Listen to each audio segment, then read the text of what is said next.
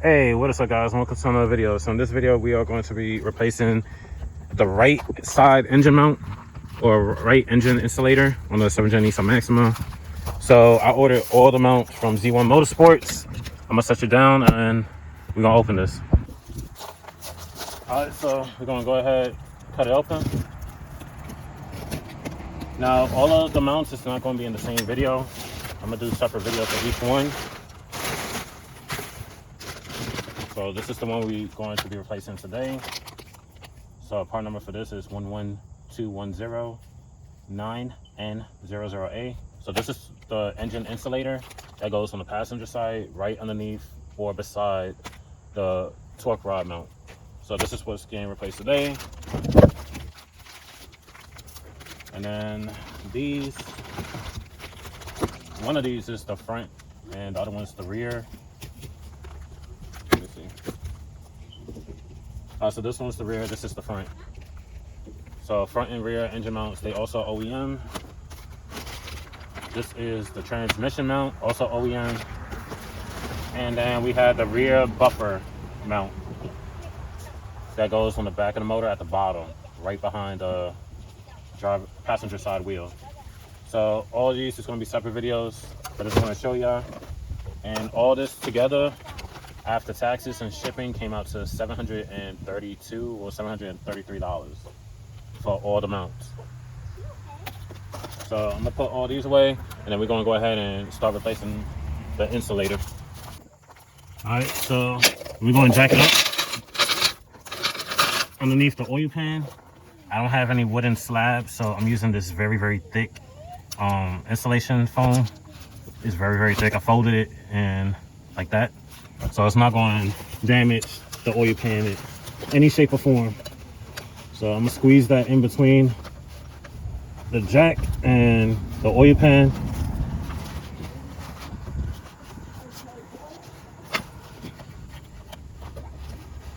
All right, and now we're gonna jack it up. Now we're not jacking it up to where the tire's coming off the ground, just jacking it up to support the motor.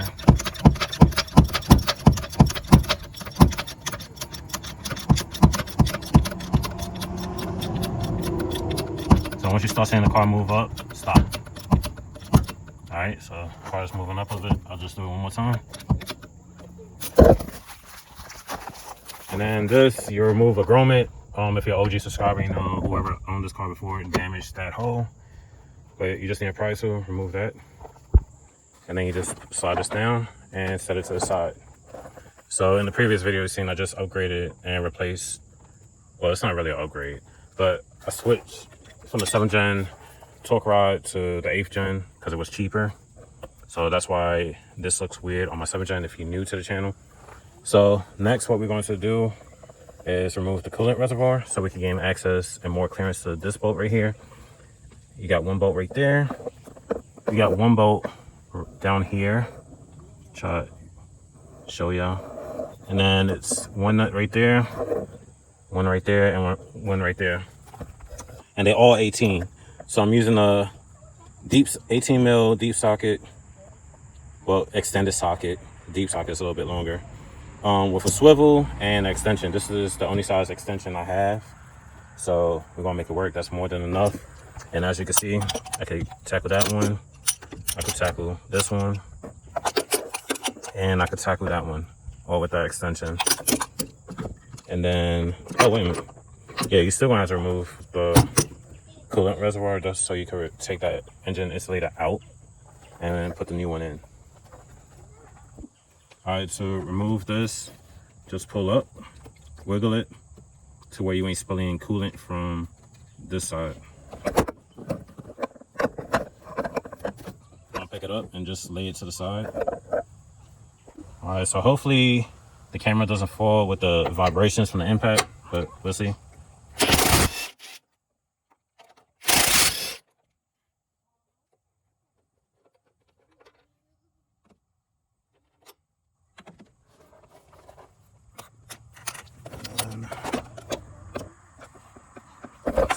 All right, that's the best place I can set y'all to where I can still see what I'm doing.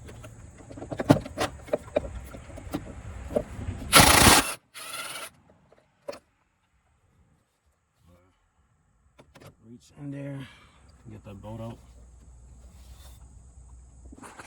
All right, so these 3 bolts is taken out. So all I got left is 1 right there at the tip of my finger, 2 and 3. That's the last 3 I got to take out. So I'm gonna set y'all over here. That way the camera ain't falling from the vibrations from sitting on top of the motor.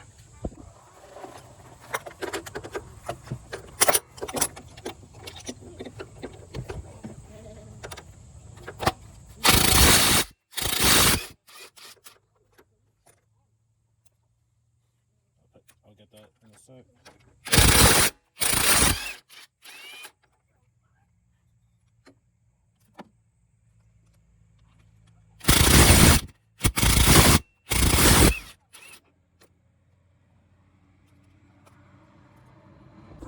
All right, so I got all the nuts out. So we're gonna lift and we're gonna kind of rotate around. So let's see.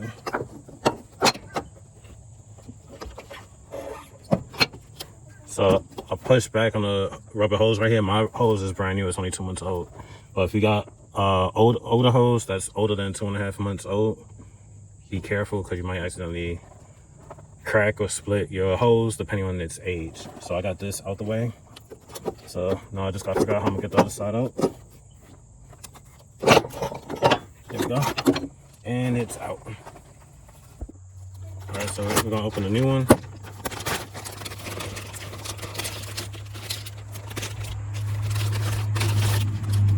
And if you need the part number again, it's 112109N00A. So same way we took it out, it's the same way we're gonna put it back in. Just maneuver it so it falls back into place.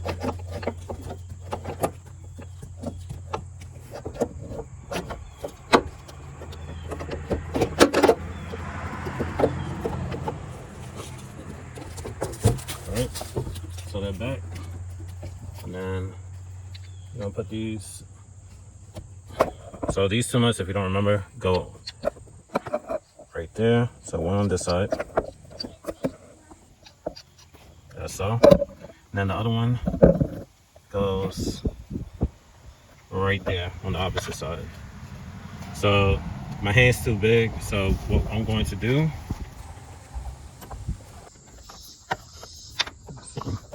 push this back, and then you'll be able to slide this up.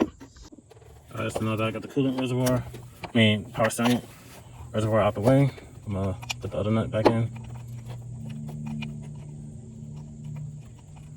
So I'm starting it by hand. All right. And then this one, the whole thing came out. It's not a big deal. Just drop it back in. And I'm also gonna just hand tighten it by hand first.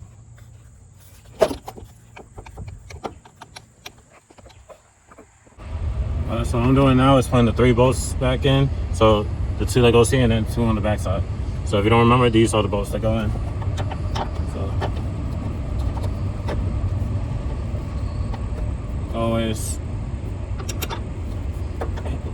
always start them by hand.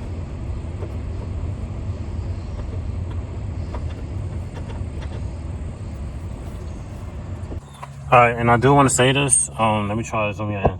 So if there's a gap underneath, like between this mount, well, that connects to the motor and the engine insulator, jack your car more until that gap is pretty much close, as so. Because you don't want to sit there and tighten it and then you accidentally crack this, because you could easily crack this section right here. It could easily crack the other side. So if you got a gap, like where my finger's at, jack up the motor until you close that gap. So just to give you a heads up on doing this. So if you got a gap underneath here, jack up the motor until that gap is closed. So the gap is closed, so I don't have to worry about it. I'm gonna finish hand tightening these.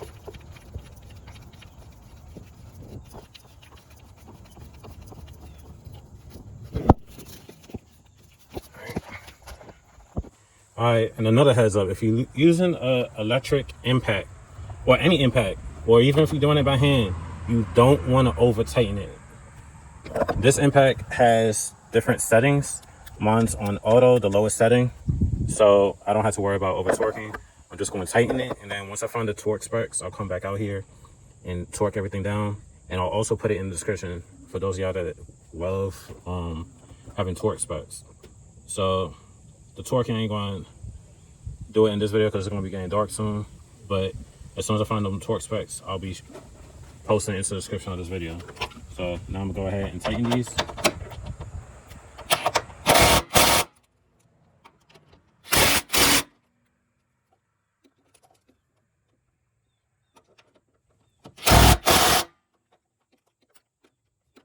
I'm just hitting each one with 2 hits once I hear it tighten.